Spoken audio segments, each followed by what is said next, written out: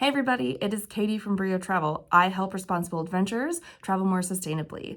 Welcome back. Today is part 2 of Iceland. In case you missed it, part 1 is up here and I'll link it down below as well.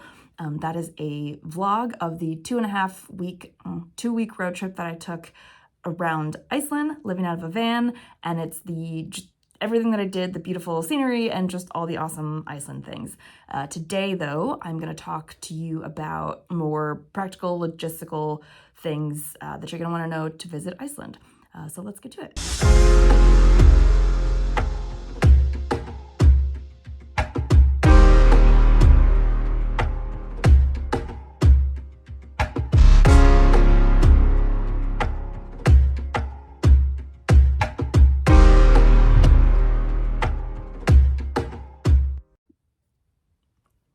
So the first thing we're going to go over is when is the best time to go to Iceland. As always, the best time to go is whenever you have the time to go. But if you can be flexible, then there's a few things to keep in mind. So if you're traveling during the summer, then there's going to be a lot of crowds, like a lot of crowds.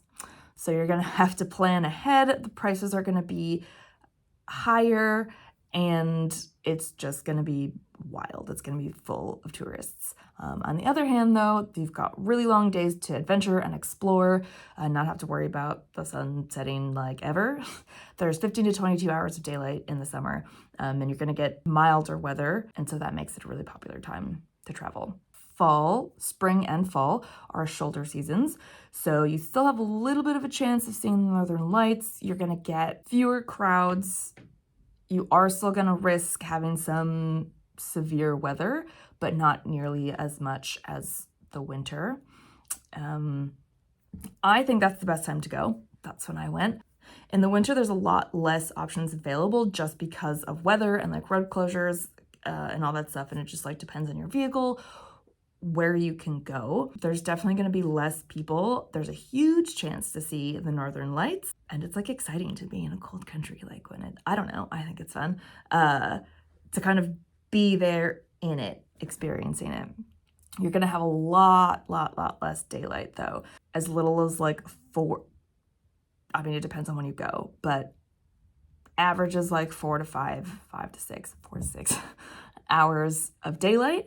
I do not recommend driving in the dark.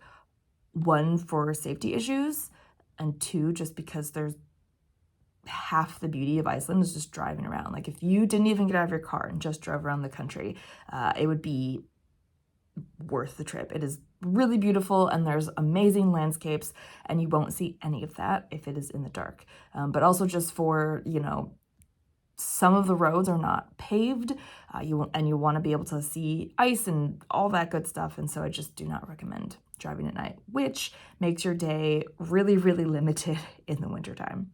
So moral of that story, I suppose, is I think spring and fall is the best time to go. How long should you visit for?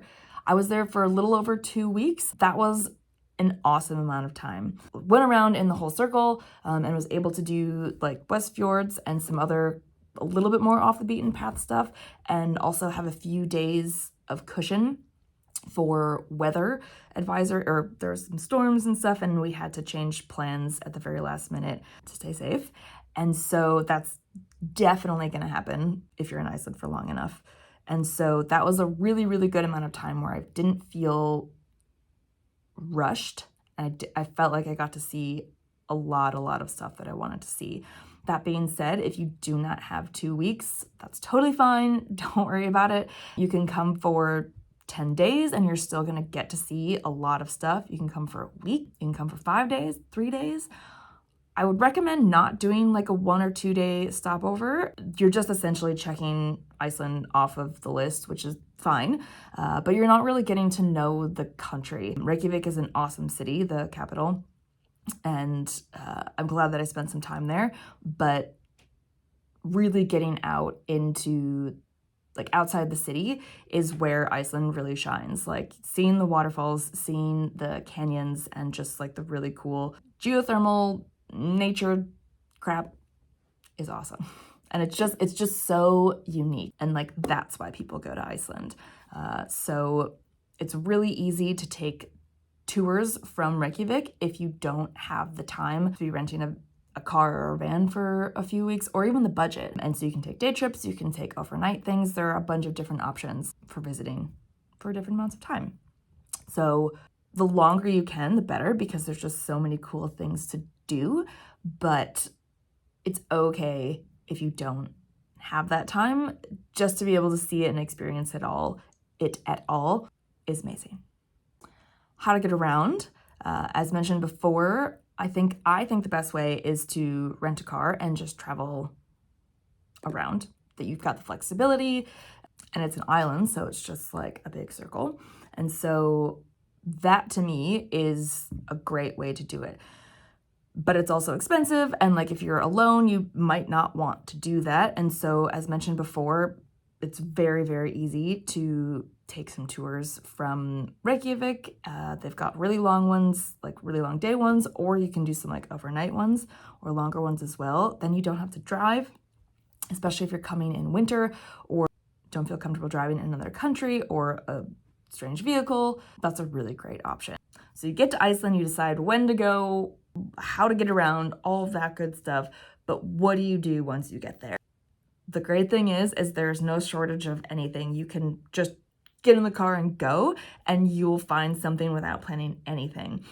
You just drive around and there's waterfalls everywhere. There's a lot of places to pull off the road and take pictures, because everything in Iceland is just beautiful to look at. There's a ton of waterfalls. There's about 10,000 waterfalls in Iceland because of all the glacial runoff. So you'll just see them driving down the road, or you can be more intentional about it and go to some of the like more famous ones.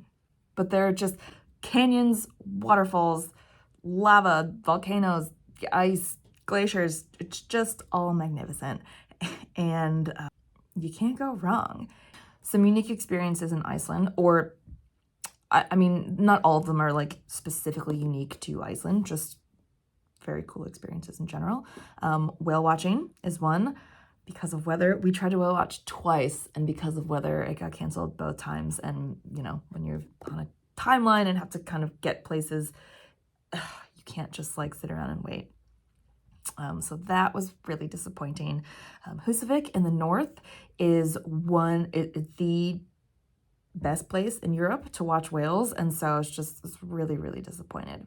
But that's okay.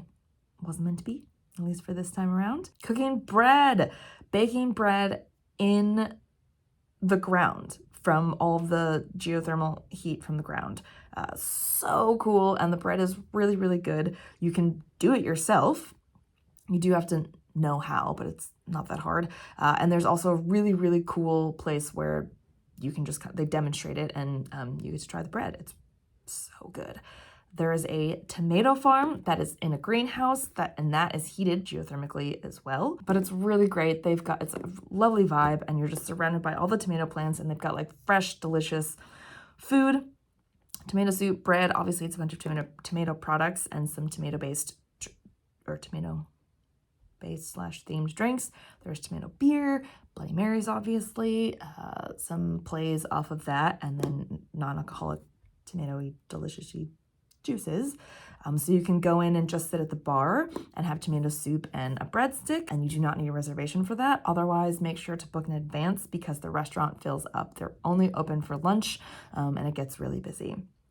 Icelandic horses are a thing. So you can watch a horse show at this tomato farm. They've got some competition horses, or there's a bunch of different experiences at different points around the island where you can horseback ride Icelandic horses if you're into that. Beer spa, which I know is not unique to Iceland. I know they have that in like Czech Republic and Hungary, but it's still very cool. Very relaxing, and you get to drink beer while you do it.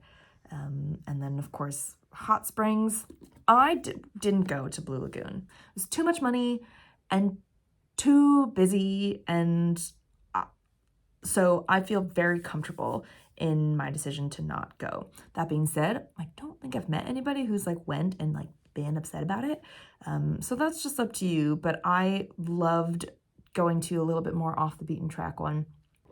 There's some great places to learn about Vikings.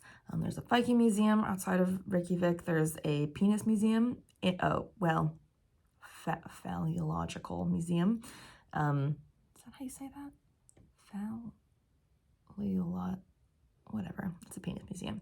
I think a lot of people go as a joke. There are some excellent puns and artwork as well as just penis themed everything, which is great. But you also end up learning a lot. So you can see different animals and learn about their mating behaviors, styles, and things. And it's actually like really interesting. So that's in Reykjavik. Okay, so what are you gonna bring? Footwear, layers, waterproof stuff. And the waterproof stuff can be warm or just waterproof, but you want to make sure that you've got your like base layer, a mid layer, and then your outer layer at the most or at the least. Iceland is a pretty straightforward place to visit as far as sustainability and responsible travel goes. Simple things, like their water is so fresh and amazing and delicious, so bring your water bottle and you can refill anywhere from the taps, and it is the freshest, cleanest water that you'll have. All of their energy, or a lot of their energy, is natural, and so they have an abundance of it from all of the water and wind powered electricity. And so heating, all that good stuff is like in abundance there, which is great. You know, as far as accommodations go, you're not going to find a Marriott or anything like that in the rest of the country. That being said, still make sure to do your research and stuff, but you know, stay with locals, get the local experience and all that good stuff. But they're doing a lot of things right over there, and so it's, you know, it's not hard. You don't have to go out of your way to be responsible over there. All right, so last but not least, a few tips for traveling Iceland. If you're gonna drive and you do not know how to drive a manual/stick shift, then don't do it for the first time in Iceland. It's cheaper, but it is not worth it at all. Do not learn how to do that here. There's gravelly roads, especially if you're in like a big vehicle. You're going to be getting used to the size of that. This isn't the place to do it. It is worth spending a little bit more money to be as comfortable as possible on the road, because you're already in a foreign place in a vehicle that isn't yours. Don't do it. Alcohol, buy your alcohol at duty free. So when you get to the airport and you're leaving and you go through like immigrations and all that stuff, on the way to baggage claim, you can't miss it. It is impossible to miss because you like have to walk through it. It's a big duty free shop, and they've got your standard stuff, but alcohol is where you need to be buying things. If you're not going to bring it from home, buy it in duty free because it is tax free and it's going to be significantly more expensive in Iceland. Also, you have to buy alcohol separately, so it's like not in grocery stores, and those stores close at like 6 or 7 o'clock or something. So make sure to plan ahead. Be flexible. You always have to be flexible when traveling, but especially in Iceland because the weather can change dramatically, as well as like actually be dangerous. So just be flexible, listen to the weather advisories, listen to the locals. If they're saying you can't drive, don't do it. Other tips, I don't know, this whole video is a tip. So I know I've thrown a lot of information at you, but there's just a lot that goes into planning a trip to Iceland.